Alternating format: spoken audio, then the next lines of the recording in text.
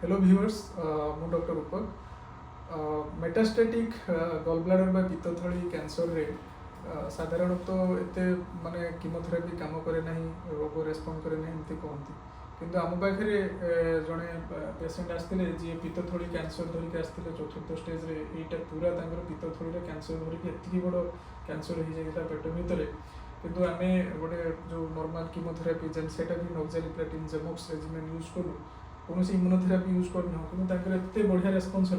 खाद्य नली रास्ता बंद हो जाता है कैंसर जो एवं देखूँ कीमो देलापर एत पूरा ट्यूमर नष्ट हो जाए मेल्ट कर कहते खाद्य नली रास्ता खोलीगला और से बढ़िया से खाई पार्टी एक्सियल व्यू भी देखिए ये देखो रोग रोग केते लिवर भितर जो जो एरिया गुड़ाक ब्राइट ग्लो करुँगा कैंसर रोग पूरा लिवर भितर भरिकी थिला।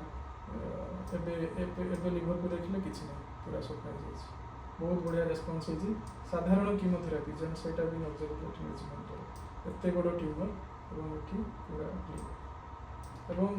तेणु जदि विश्वास रखा तेज आमर कीमोथेरापी द्वारा भी आम बहुत कैंसर को ये इलाज कर भल हो पार। Thank you.